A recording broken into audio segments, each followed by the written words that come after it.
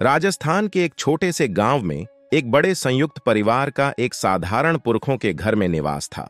परिवार में परिवार के प्रमुख श्री रमेश, उनकी पत्नी सुशीला, उनके 3 बेटे राजेश, अरुण और विजय और उनके अपने परिवार शामिल थे।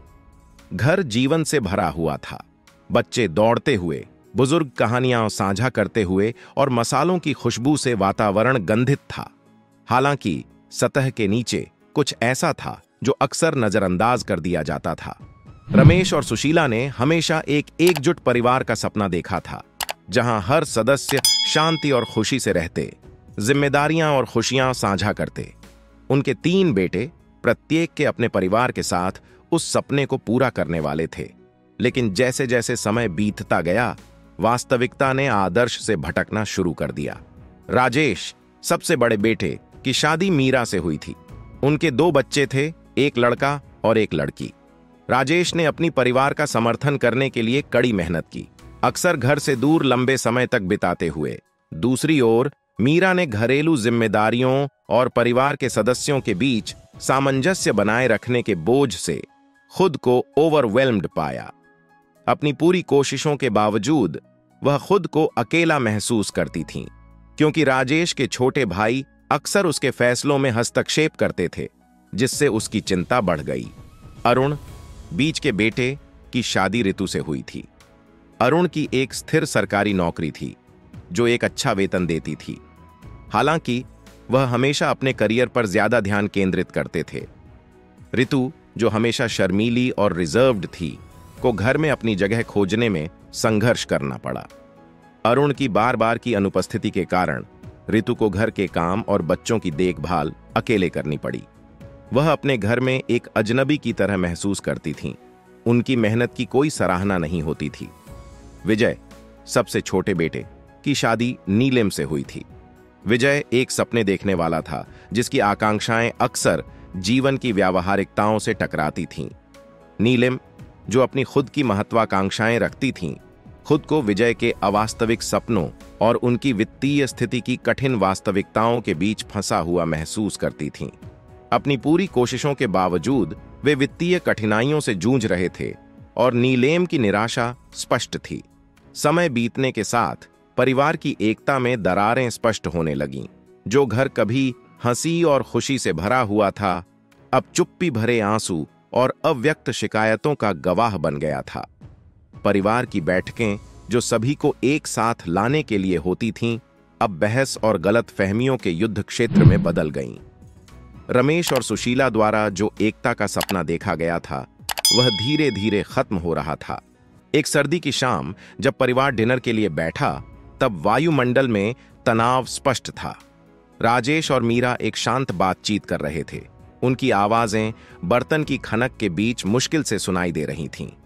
अरुण अपने फोन में खोया हुआ था, जबकि ऋतु खिड़की से बाहर देख रही थी, अपनी सोच में खोई हुई। विजय और नीलेम अपनी वित्तीय स्थिति पर एक गर्म चर्चा में लगे थे। उनकी आवाजें हर गुजरते क्षण के साथ ऊंचाई पर जा रही थीं। इस अराजकता के बीच सुशीला ने अपने परिवार का चुपचाप अवलोकन किया। उसका दिल दुख से भर गया, क्योंकि उसने देखा कि सपना जो उसने दशकों तक संजोया था, वह टूट रहा था। जो परिवार कभी जीवंत और करीबी था, वह अब अपने पूर्ववर्ती स्वरूप का एक छाया बन गया था। उसने तय किया कि वह स्थिति को अपने हाथ में लेगी, उम्मीद करते हुए कि टूटे हुए रिश्तों को ठीक किया जा सके। अगले दिन सुशीला ने एक परिवार की बैठक बुलाई। सदस्य पहले तो संकोच में थे, लेकिन वे बैठक में एकत्रित हुए, यह जानने के लिए कि उसने क्या कहना है। कांपती आवाज और आंसुओं से भरी आंखों के साथ सुशीला ने अपने संघर्षों और परिवार के लिए किए गए बलिदानों के बारे में बात की। उसने उन दर्द को साझा किया जो उसने अपने बच्चों और उनके परिवारों को अलग होते हुए देखा था, बावजूद इसके कि उसने उन्हें जो प्यार और देखभाल दी थी। उसकी दिल से कही गई बातें हर परिवार सदस्य के दिल में गहरी छाप छोड़ गईं। राजेश ने महसूस किया कि मीरा ने परिवार के लिए कितना बलिदान दिया था और उसने अधिक उपस्थित और सहायक बनने की प्रतिज्ञा की।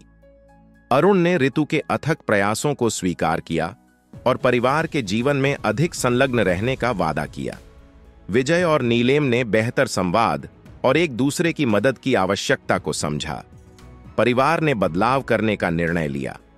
उन्होंने नियमित परिवार की बैठकें शुरू कीं ताकि समस्याओं पर चर्चा की जा सके और संघर्षों का समाधान किया जा सके। उन्होंने एक दूसरे के साथ बंधने और समर्थन करने के लिए समय निर्धारित किया, समझते हुए कि एक संयुक्त परिवार बनाए रखने के लिए सभी का प्रयास आवश्यक है। धीरे धीरे घर में फिर से हंसी और गर्माहट भरने लगी।